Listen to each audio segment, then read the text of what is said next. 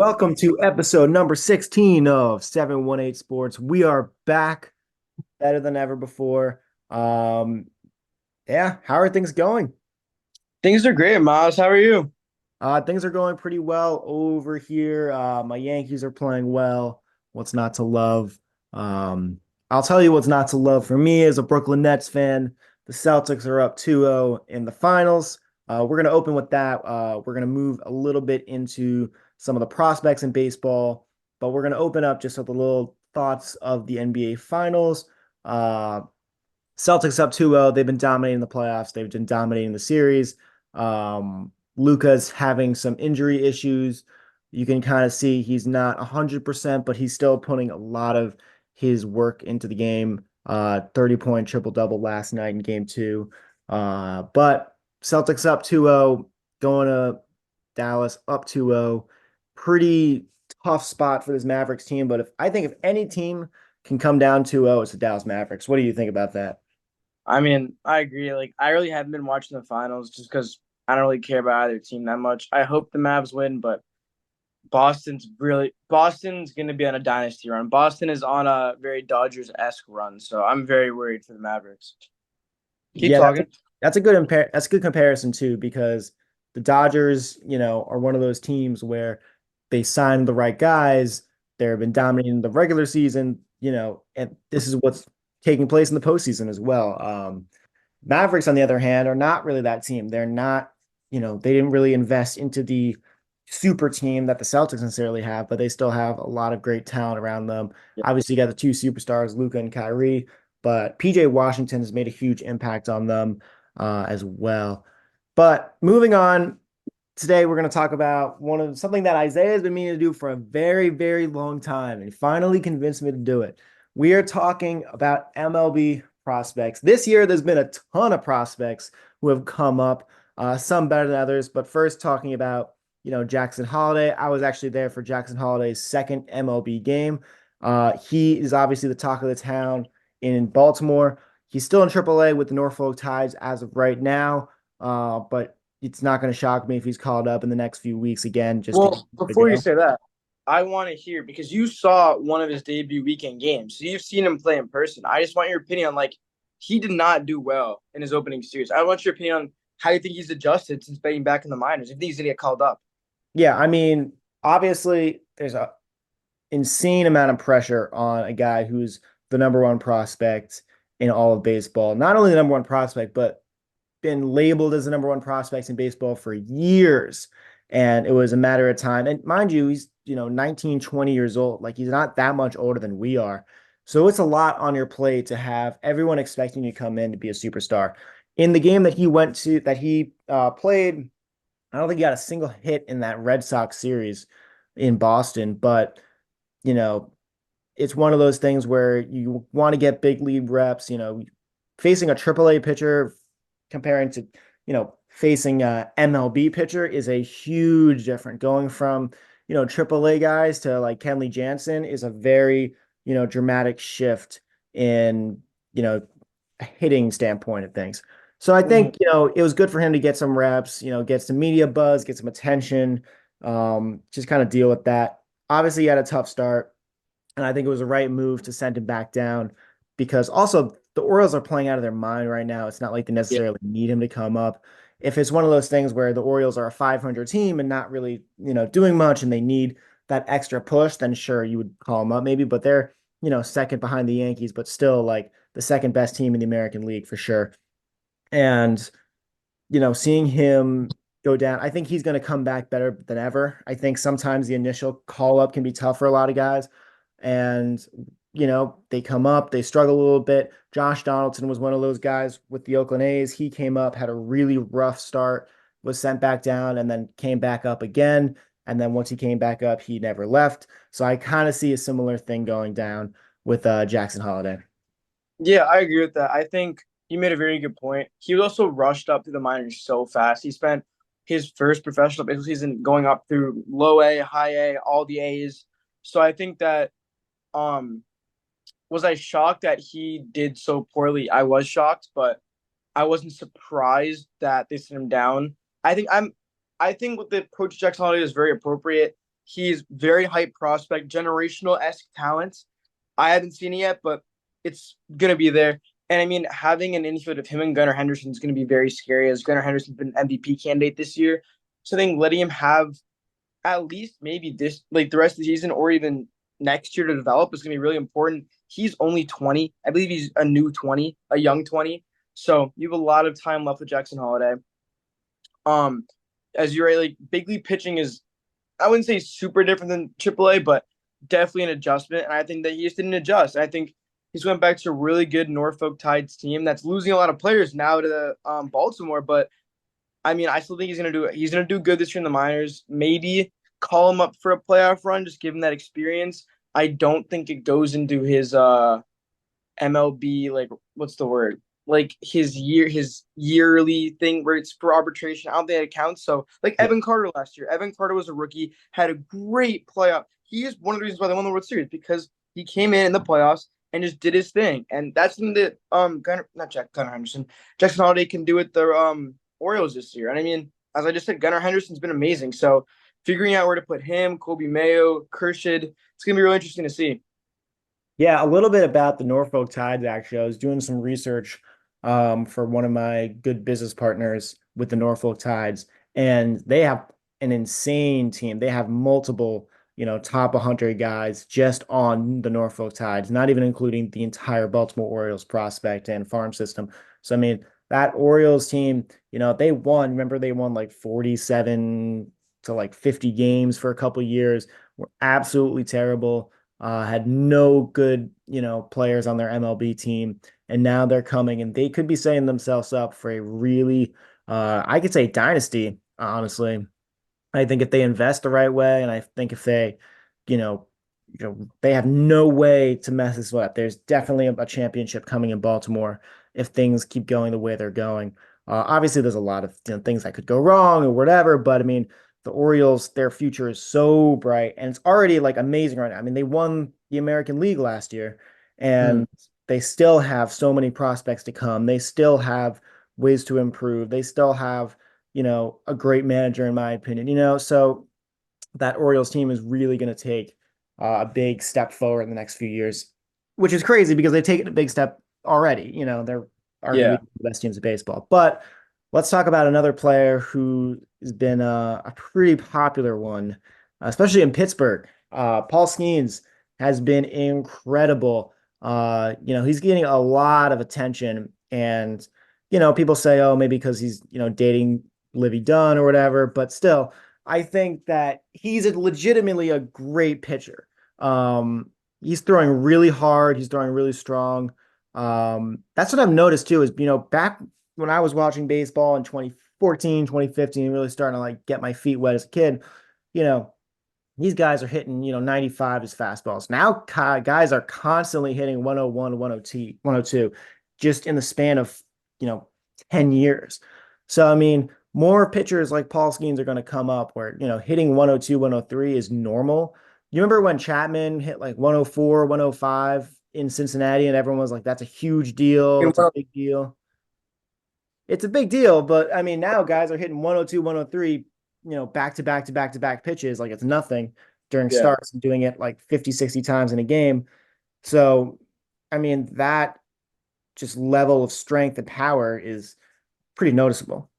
Yeah. I mean, I agree. I think Paul Skeens will only be classified as a prospect for probably about another month. I believe it's like a 57 inning requirement to be not be a prospect anymore. And he's gonna hit that. He'll be on the team the rest of the year. There's no doubt. He came up like Jackson Holiday. I did not think he was going to be as good as he was. The opposite of Jackson Holiday, actually. He's just dominated. He's been very good in his starts. He hasn't gone longer than 6, I want to say. So that's probably an area to watch for. But I mean, Pittsburgh got a really good one there. That was a really smart move taking him number one. He came up in a year and a half, actually. I don't know. He didn't even spend a full year in the minors. He didn't do this would be his full season. So he's done very, very well.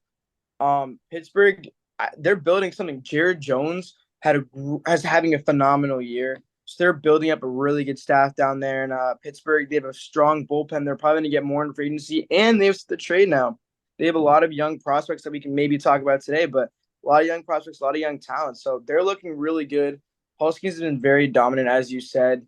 I think that he needs to work on getting longer in games, but he's looked amazing. His velo's been up, his spin rate's been up, so everything looks good from Paul Skeens, and he's been very, very fun to watch. My only thing about him is that who cares? He struck out Otani on 3 pitches. Like we don't need to see that all over Instagram, but he's dominating everybody, dominating every single play in the MLB. There is no question.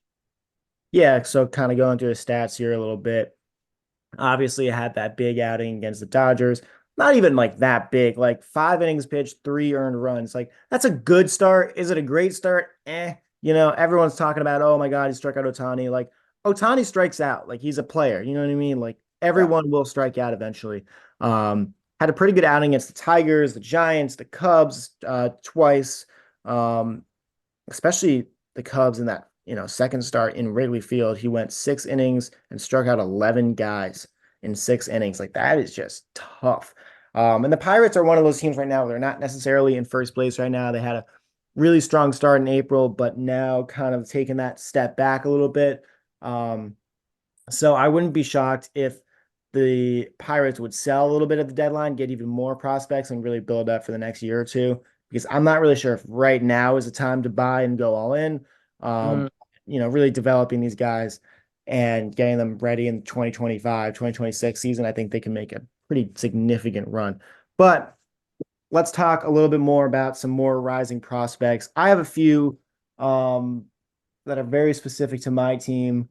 But I kind of want to hear yours first because I'm gonna love talk. I'm gonna be gloating about Jason Dominguez more and more, and I don't want to be doing that the entire episode. So, why Yeah. don't you give us a So good? I have a weird batch of prospects today. I have about 6 prospects I want to talk about. Two are only in the system right now, and those two are on the Washington Nationals. I want to talk about James Wood and Dylan Cruz. I think so far we've seen two very interesting prospects, and James Wood has been probably the best hitting prospect so far this year in the minors, and he should come up within the next year or so, year at latest. He did so well in the spring training and the spring prospect series. He's been hitting phenomenally. He's going to be a very solid bat wherever he goes, and he's defensively he's solid enough where he'll be an everyday starter. But his bat is the thing that's setting him apart. He's arguably the number one prospect on this list because of how good his bat is. He has so much raw power that he's still developing into. He's only 21. He is so much. He's what 6'7", 234. That's Lefty Judge. Lefty Judge is phenomenal. The Nationals really need him. They have not been good this year, but CJ Abrams has shown a lot of promise, so we're really get out of that. But on the Dylan Cruz front, he did not do well so far in Double A. I believe he's still in Double A, but he really has to adjust quick. He is already 22. They really need a center fielder now. His glove is definitely MLB ready. The bat has shown it hasn't been yet, but if you can get a James Wood, Dylan Cruz, CJ Abrams triple pairing, that's on the level of that. That could have been the Trey Turner, Soto, Harper level of competition because Dylan Cruz and James Wood are two top prospects, hitting prospects.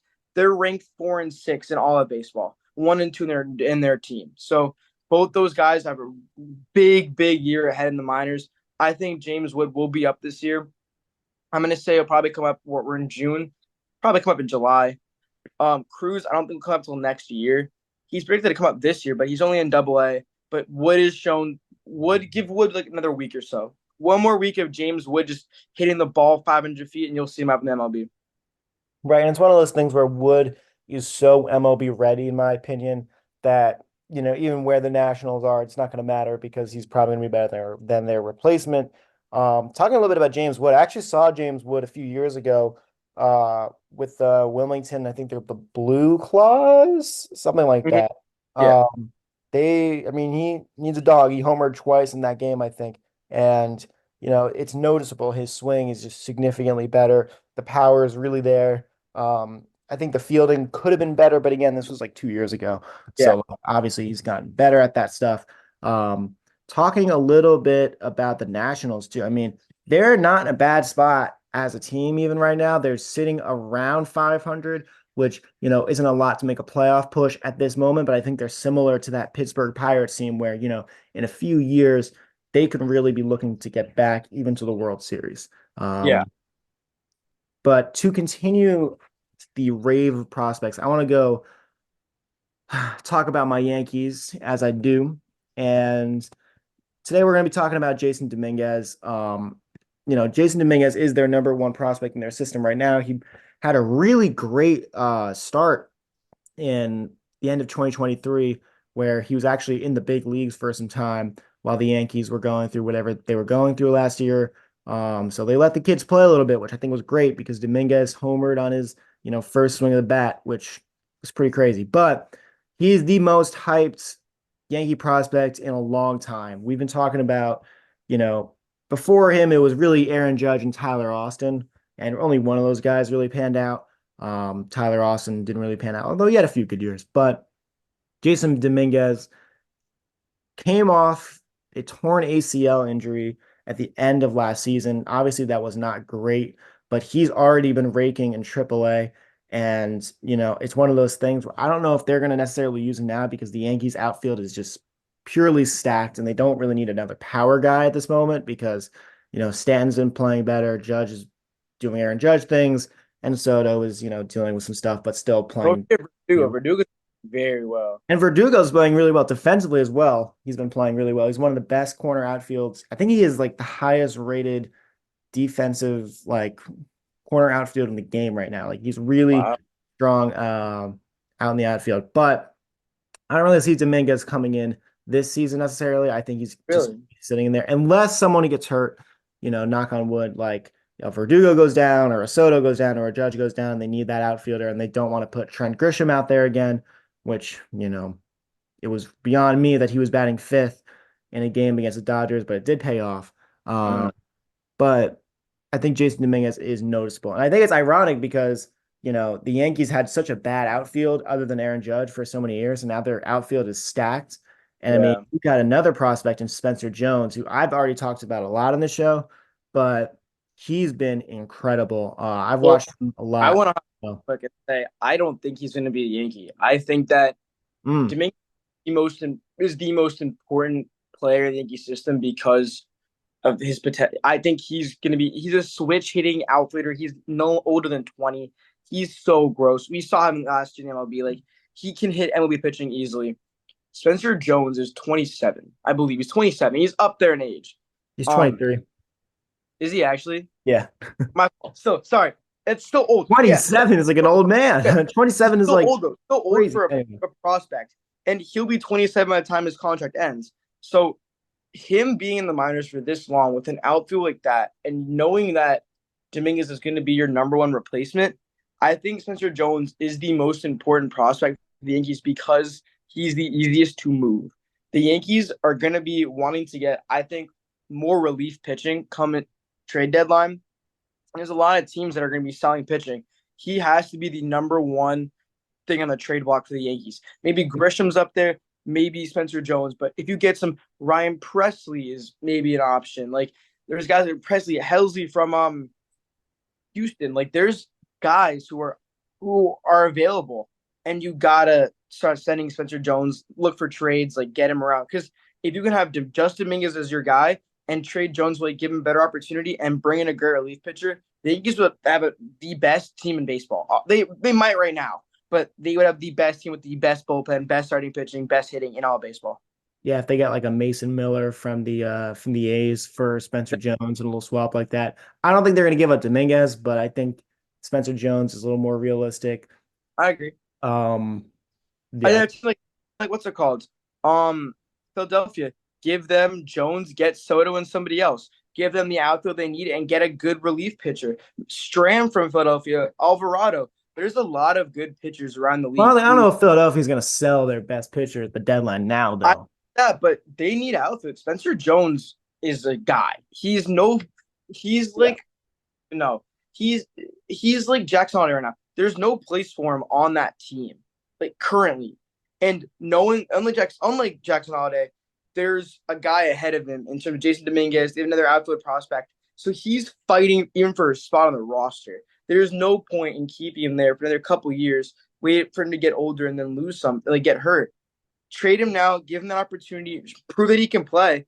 And remember what happened with Chapman? They traded him away, came right back, signed a free agency the next year. Anything could happen. anything can happen. I don't know. I would go to the Phillies, but maybe if the Phillies had some collapse, I don't think the Phillies are the best team in the National League right now, so that's not the best example. But I think he could be traded at the deadline for sure. I think there could be a lot of movement with the prospects this year for the Yankees. Um, I have a few other guys, but I kind of want to hear what you have to say first. Okay. So I'm moving now. Those are all my MLB prospects. I have two prospects from out of the country and two college guys. So my two out of country guys is, or actually three. The MPB is the second best league on the world for baseball. The MPB is insane. Japanese baseball is another level. That's my dream place to go. Japanese baseball is insane. And these, besides Yamamoto, the second best pitcher in that league is Roki Sasaki. Roki Sasaki, I don't know what you know about Roki Sasaki, but he's a younger Paul Skeens. Does the exact same thing. His pitches move crazy. I believe he's what? He's the second best pitcher. He's been their Cy Young candidate last couple of years, MVP candidate, best pitcher in the league, throwing in, he has insane numbers. I believe he had a perfect game with 20 strikeouts. So his numbers are insane. Roki Sasaki, I believe, has at most 2 more years under contract before he can be not dealt. There's a whole situation for that, but there's 2 more years before he can be posted as a free agent in MLB. And he will be the most prized pitching prospect besides Yamamoto and Shohei to come over the MPB. There's another player, but Roki Sasaki is just, he's an ace wherever he goes. I don't think he should go to LA because he'll be the fourth string there, but he will be an ace no matter what. He is dominating MPB baseball, which is not as, I would say, MPB baseball is probably as good as a very good AAA, like very good AAA. I don't know if that might be MLB, but very good AAA. And Roki Sasaki is just dominating. He is a straight dog. He's the best pitcher I've ever seen throw.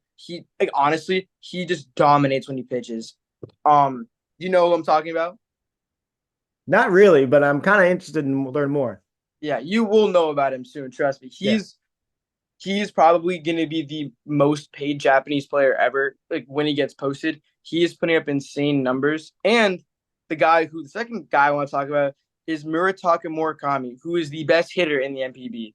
He is, I want to say again, back-to-back MVP seasons, hitting champion a few years in a row. He is just another amazing, amazing Japanese player who will also be highly sought after he gets posted, which I believe is 2025.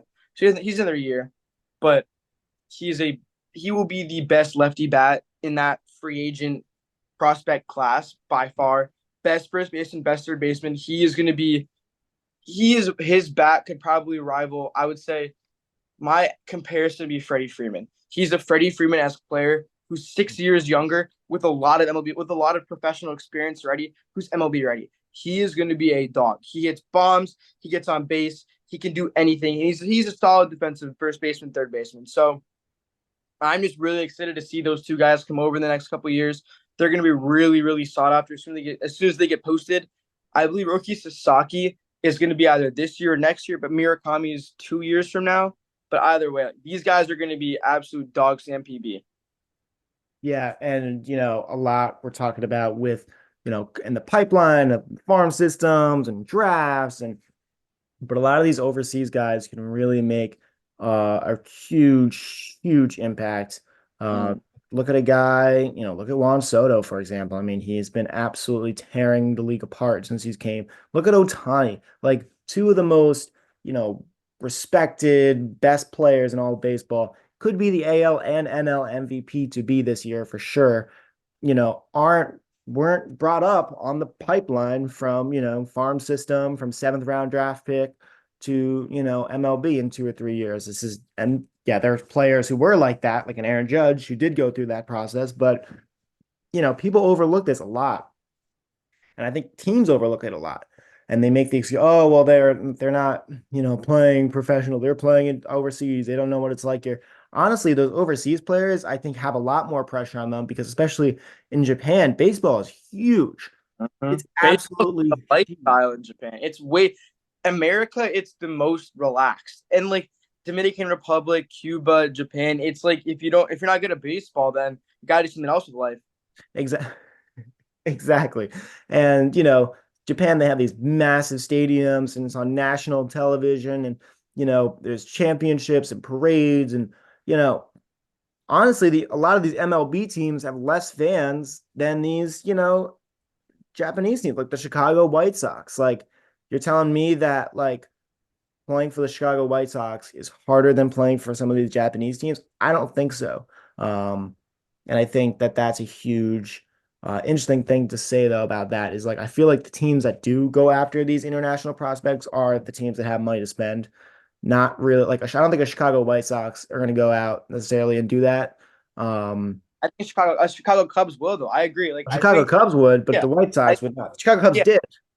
Otani going to Anaheim, that was a very confusing thing for me when he signed there. They gave him a huge contract, but Well, I that's what agree. Anaheim does. They just throw Yeah, money at whatever and hope it yeah, works. And it happened to work there, but then they didn't even yeah, resign. Like Rendon, like yeah, they're just like, sure, let's throw 9 years crazy dumb contract yeah.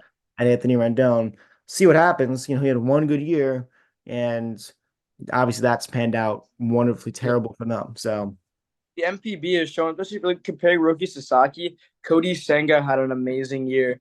Yamamoto is doing great. Yu Darvish is doing amazing. There's the Japanese baseball to American baseball transition has been phenomenal the last couple years. I And I mean, want look to at hop. Ichiro. Look at Ichiro Suzuki. I mean, look at a guy like that. I mean, literally a generational, outfielder and player for a bunch of teams, and came in and dominated and was respected and is a Hall of Famer. Like, look at Mhm, Ichiro. Like when he played for mhm. the Yankees, I absolutely loved him, but he was really great with the Mariners and almost brought them, that crazy 2001 team. Like, I mean, it just absolutely amazes me.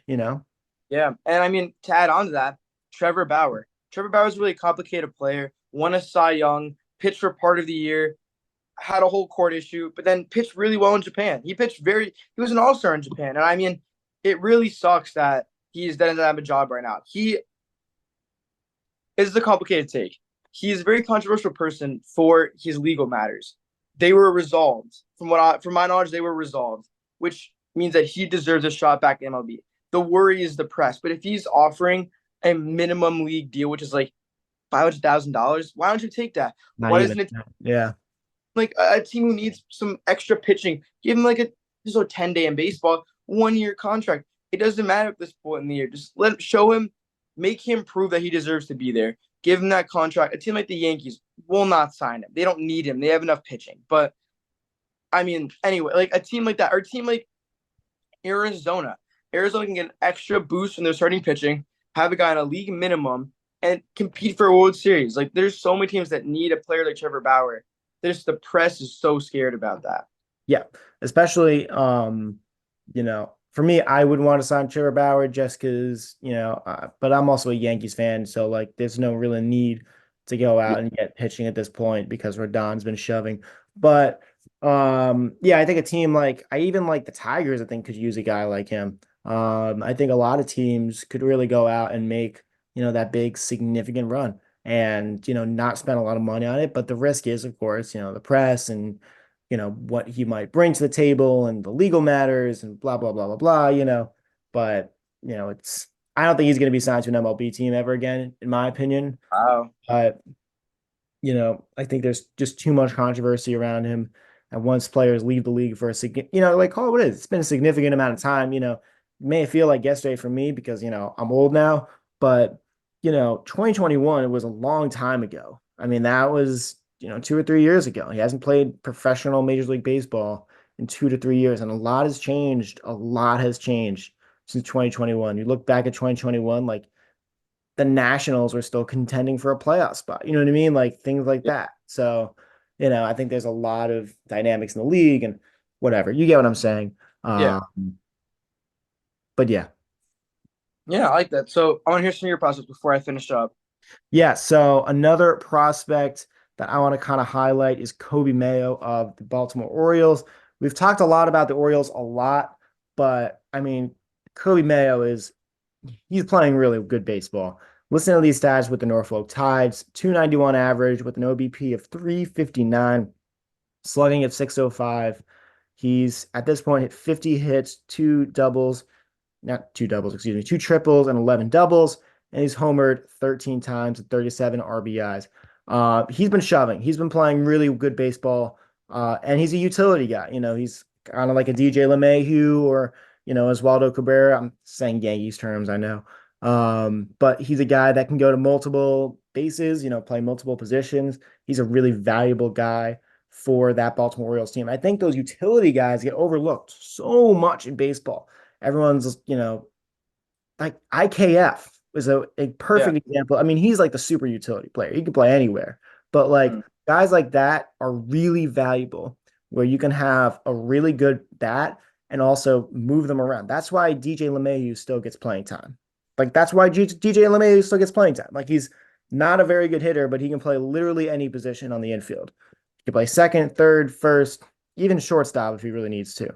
You know, so I think that value of a really strong bat and a really strong glove and the ability to move to different positions is something that, is going to be really valuable for this Orioles team, especially considering that they're probably going to lose a few of these guys in free agency in the next few years, considering that they're going to want big contracts. And, the Orioles, unfortunately, are a small market team and not going to be able to pay, these large, giant quantities of money to multiple high-end talent players. So they're going to have to, rely on that, stacked farm system. And, Kobe Mayo could be, very soon to be uh, everyday starting third baseman.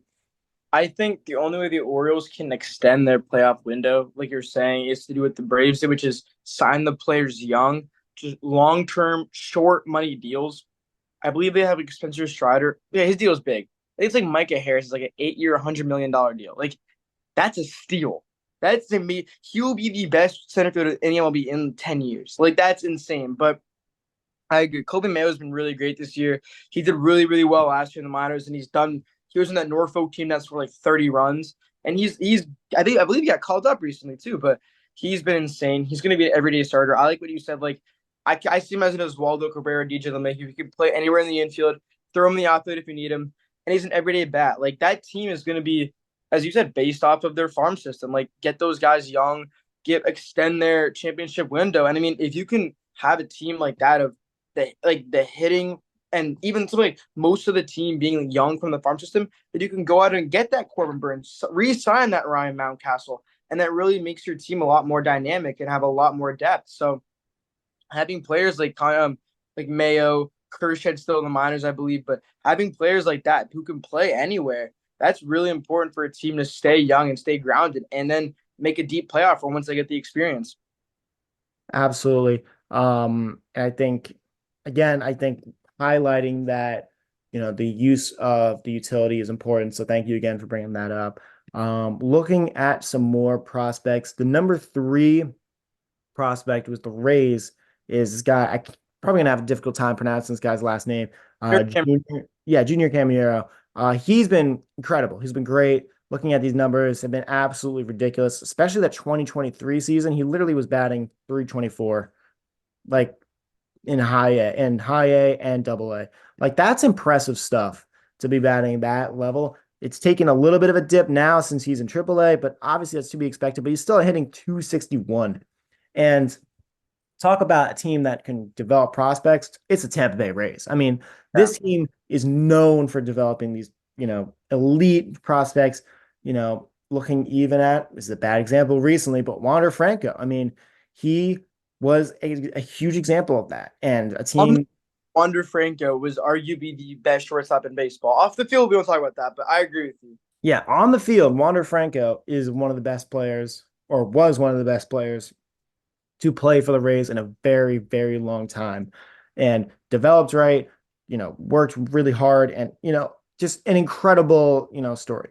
And this is what's going to happen with Junior Caminero because he's coming up fast. He's still playing very well at AAA. I don't know if he's going to come up this year necessarily, but I think give it a year or two. Give it a year. Give it a year. Even see where the Rays are because right now they're in last place in the AL East. They're below 500. So I think if the Rays continue to go downhill a little bit more, I think you could be seeing Junior up in the big leagues this year. Just to, because there's a certain time of the season, right, where you have to grasp your team as a whole, right? Or do we want to go all in for a playoff push, or do we, start calling the kids up Yeah. and let them get reps?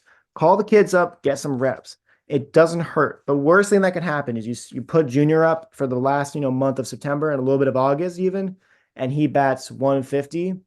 he's still getting reps. He's still getting experience. It's going to make him a better player. Yeah, Um, 100% agree. I think that his ETA at MLB.com is 2024.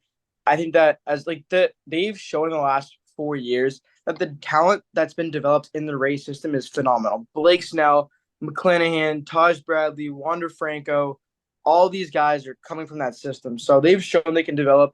I think, as you said, they're last in the AL East. They're not. They've done a lot worse than I thought. They probably will stay out of the playoff race for the year. So it's the question of, do you give him the extra time to develop in the minors, or do you bring him up and just hope that his confidence can stay up there and face major league pitching? Because you risk, if he comes in the end of the year and he plays bad, the confidence going down and that the stats going down. But he's a great player. He's going to be their new Wander Franco replacement. So it's really interesting to see what the Rays do with him this year. They have not had a good year. They do not have a good team, and they lost their best pitcher last year, Shane McClanahan. He's out the entire year. So as you said, it's going to be really weird to watch. Like, end of the year, do you let the kids play, or do you just try to push for that last wild card spot? yeah, and it's tough because the Rays, I think, have a team that can the Rays always have a team that can contend. That's just how well they're constructed and the way they're built. Trust me, I've seen it with the Yankees, so many times where the Yankees spend a shit ton of money and the Rays basically send no money over to their players, and still the Rays are finishing better and dominating the Yankees consistently. This year it hasn't been the case, but you know, seeing my Yankees lose in 5 games to a Rays team in 2020 was probably the toughest playoffs loss I've seen in a long time. That was worse than the Altuve home run, in my opinion. Wow. That one hurt. It was a close game too. Like I just didn't like. I really wanted the Yankees to win that game 5, and when Brasso hit that home run, I was pissed. But anyway, um, that's pretty much it. We are running a little short on time, man. Man, I want to have some more to talk about, but there's a lot going on in baseball right now. The Yankees are winning, which means I'm happy because trust me, last year, if we were doing the show last year in 2023 when the Yankees were, below 500, it would not have been a very fun show. I would be yelling a lot. And now it's very happy. The Tigers are playing good baseball. I think they could be playing better baseball, but they're still Yeah. my Yankees swept your Tigers. Everything is I good. want to say, too, the AL Central has been amazing this year. Yeah, the Besides, like, Royals. four playoff, maybe, yeah, I'll say four teams are competing for a playoff spot right now. So, I mean, the Royals, I've been Bobby Witt's been playing out of his mind. Uh, Oregon, disgusting. Salvador Perez has had an amazing year, too. Yeah, and they're moving into first base now too, so they're getting some other catching prospects in there as well. But that wraps up episode number 16. We'll see you next time. Remember to like, follow, subscribe, turn on that notification bell. We're gonna be dropping very soon again. Don't worry. I don't know why he's dancing like that. He's a very silly guy. But that wraps up the episode. Thank you guys for tuning in.